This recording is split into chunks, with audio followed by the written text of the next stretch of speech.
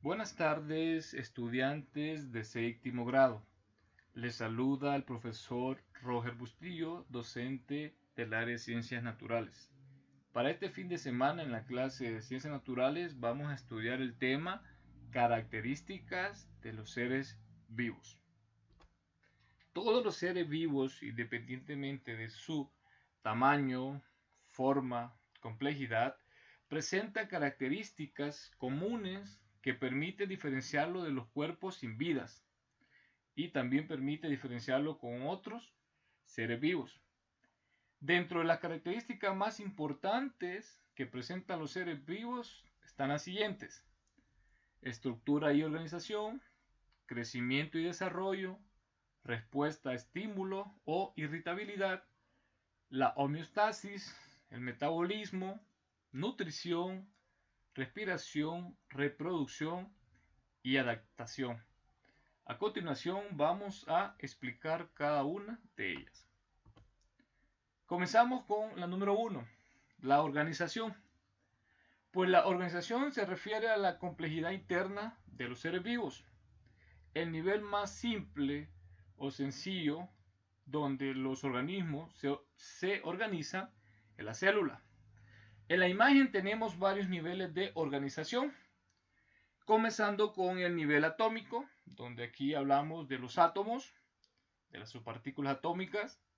El siguiente nivel son el nivel molecular, donde hablamos ya de las moléculas, como la molécula del agua, la molécula del ADN o del ARN. El siguiente nivel es el nivel subcelular, que aquí hablamos ya de las estructuras o los organelos celulares. El cuarto nivel es el nivel celular, que aquí hablamos de las células, que sabemos que hay dos tipos, las células procariotas y las células eucariotas. Y dentro de las eucariotas hay dos tipos, está la célula animal y la célula vegetal. En el quinto nivel está el nivel tisular, hablamos de todos los tejidos del cuerpo. En el sexto nivel están los órganos. En el séptimo nivel están los sistemas, que es el conjunto de órganos que desempeña una misma función. Y el conjunto de sistemas que van a desempeñar diferentes funciones van a formar un individuo. Y un conjunto de individuos de la misma especie que viven en un lugar determinado van a formar una población. Y varias poblaciones van a formar una comunidad, y varias comunidades de seres vivos van a formar un ecosistema que van a interactuar con los factores abióticos como el agua, el suelo, las rocas, etc. Y todo esto va a formar la vida en la biosfera. El metabolismo es un conjunto de reacciones químicas que tienen lugar en el interior de nuestro cuerpo, principalmente en las células.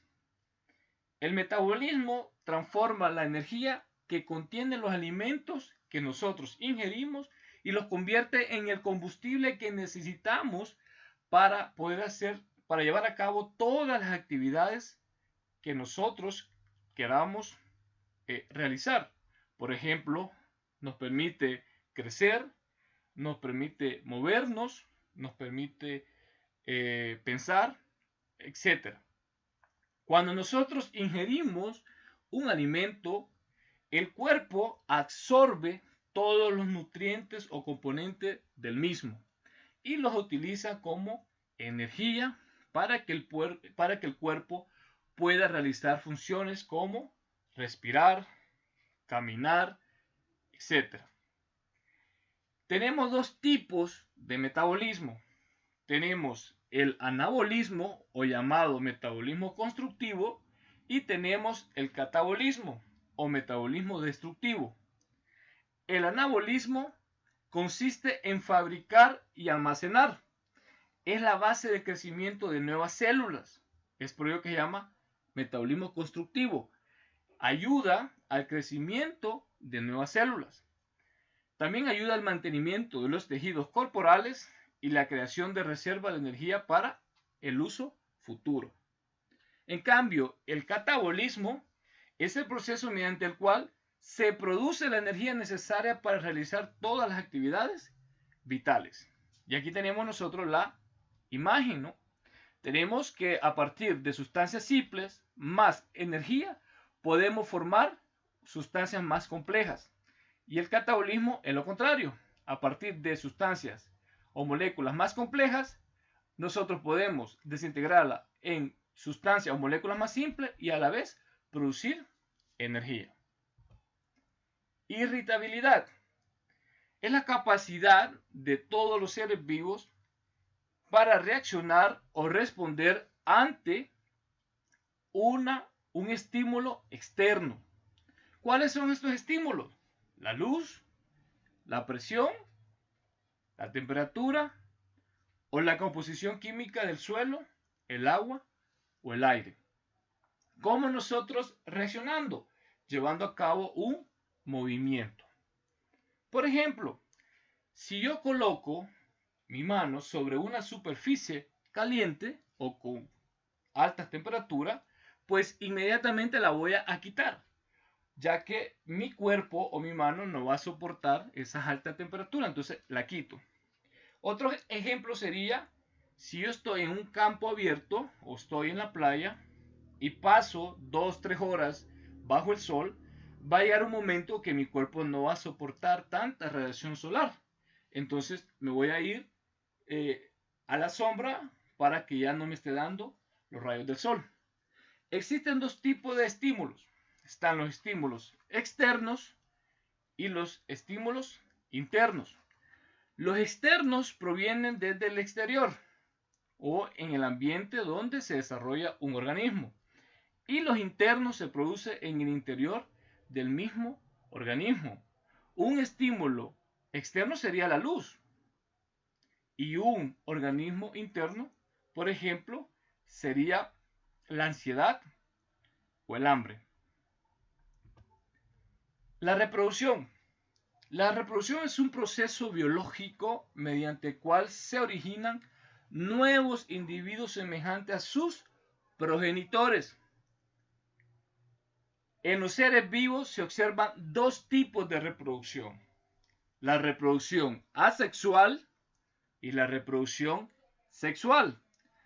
La reproducción asexual es la que un solo organismo participa y es capaz de originar otros individuos nuevos, que estas van a ser unas copias exactas a la del progenitor.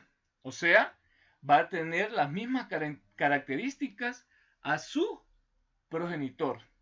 Entonces, desde el punto de vista genético, es como una copia exacta. Ejemplo de la reproducción asexual está la división de las bacterias que se dividen en células hijas y que van a ser genéticamente idénticas. Otro ejemplo está la estrella de mar. Cuando una estrella de mar se fragmenta, entonces ese pequeño segmento de la estrella de mar va a formar otra estrella de mar muy parecida a la estrella anterior de la cual salió el fragmento. Entonces, la formación de un individuo a partir de la célula asexual se da a partir de células maternas sin que exista meiosis, o sea, no se da la formación de gametos o no ocurre la fecundación. Por lo tanto, en la reproducción asexual no hay un intercambio de material genético. Ahora vamos con la reproducción sexual. Es un tipo de reproducción que requiere la intervención de dos individuos de sexo diferentes. Los descendientes producidos como resultado de este proceso biológico van a ser el fruto de la combinación genética de ambos progenitores. Por lo tanto, serán genéticamente distintos a sus progenitores. Es decir, aquí es donde nosotros estamos ubicados los seres humanos. Nosotros nos reproducimos de forma sexual. Vienen dos individuos, el macho y la hembra, o el hombre y la mujer. Ellos tienen, cada uno tienen sus gametos. Entonces, se da una combinación del material genético y los descendientes van a ser totalmente diferentes a sus padres. Es por ello que nosotros, como hijos, somos totalmente diferentes a nuestros padres, aunque tengamos material genético de cada uno de ellos, pero totalmente diferente. La adaptación es el proceso por el cual una especie se condiciona lenta o rápidamente para lograr sobrevivir ante los cambios ocurridos en su medio. Y ahí tenemos un oso polar y tenemos un camello. Estos dos animales viven en lugares donde las condiciones climáticas son muy extremas. Vemos que el oso polar vive en el polo norte o el polo sur donde hay nieve. Y vemos cómo ellos, su pelaje ayuda a soportar las temperaturas muy frías. En cambio, los camellos viven en el desierto donde hace mucho calor y ellos beben mucha agua o tienen un tipo de piel que les soporta, que le ayuda a soportar la radiación solar. Incluso dicen que los camellos tienen dos estómagos donde pueden acumular una gran cantidad de agua para poderse adaptar ante las condiciones extremas en los desiertos. La siguiente característica, el crecimiento. Esta se define como el aumento irreversible del tamaño en un organismo a consecuencia de la proliferación celular, que produce el desarrollo de nuevas estructuras más especializadas. El crecimiento de los organismos ocurre por los diferentes procesos. El aumento en el número de células en el cuerpo, la adición de nuevas estructuras en el organismo, la renovación del tejido que recubre el cuerpo y la modificación de estructuras ya existentes. Entonces, aquí vemos cuando nosotros nacemos, somos bebé, luego vamos con niño, adolescente, adulto, hasta llegar a adulto mayor o persona de la tercera edad. Entonces, el aumento de células va a permitir que también los tejidos aumenten de tamaño, también los órganos o que se generen nuevos sistemas. Entonces, el crecimiento también se puede definir como el aumento en el número de células de un organismo. El movimiento. Todos los seres vivos se mueven, todos, hasta las plantas. Ya verán por qué. Muchos de los seres vivos son capaces de cambiar de un lugar a otro, o sea, cambiar su posición. ¿Para qué? Para buscar alimentos, protegerse, defenderse, para buscar pareja o buscar su bienestar. Los animales se mueven de la siguiente manera. Algunos trotan, saltan, caminan, corren, se arrastran o vuelan. Las plantas, aunque no se trasladan de un lugar a otro, sí se mueven. Y las plantas tienen dos movimientos, el interno y el externo. El interno es la circulación de sustancias o de nutrientes por todo el cuerpo de la planta, que las absorben a partir de las raíces. En cambio, los movimientos externos es que algunas plantas giran o hacen girar sus hojas y sus flores hacia la luz, porque recuerden que las plantas necesitan la luz del sol para llevar a cabo el proceso de la fotosíntesis y así producir su propio alimento. Hay unos seres vivos como las esponjas y los corales no se mueven, pero de ahí todos los seres vivos logramos movernos, cambiar de posición. La homeostasis. Pues la homeostasis es la propiedad que presentan los seres vivos para regular su medio interno y así mantener sus condiciones estables mediante varios ajustes de equilibrio dinámico que son controlados por los mecanismos de regulación interrelacionados. Ahora, todos los organismos vivos, sean unicelulares, que solo tengan una célula, o pluricelulares, que tienen varias células, tienen su propia homeostasis. Por ejemplo, A nivel de células, la homeostasis se presenta cuando se mantiene la acidez, o sea, un pH estable. A nivel de tejido y órganos, la regulación de producción de jugo gástrico en el estómago, por ejemplo. A nivel del organismo, los animales de sangre fría toman el calor del ambiente, quedándose prácticamente inmóviles bajo el sol. Y a nivel de ecosistema, el consumo de dióxido de carbono que realizan las plantas, regulando así la concentración de este gas en la atmósfera.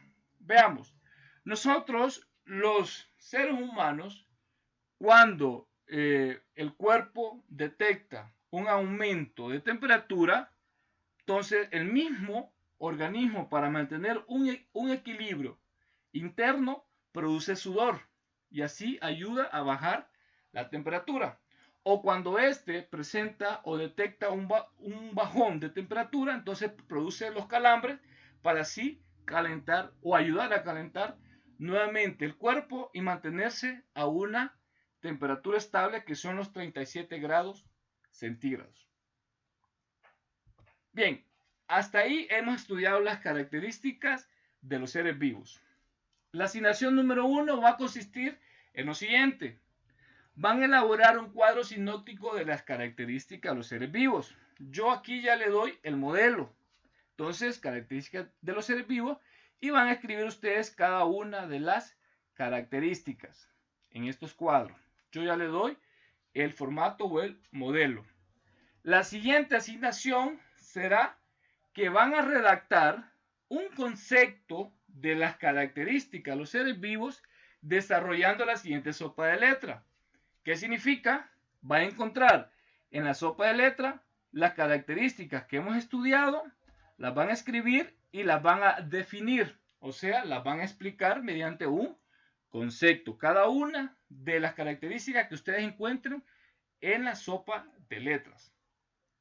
Y recuerden, deben de escribir en todas las páginas de su tarea su nombre completo, curso y sección, para así evitar que compañeros puedan enviar las tareas repetidas. Esto es importante que ustedes lo cumplan. Y no olvides, te queremos estudiando en casa. Cualquier duda o consulta, me escriben por favor.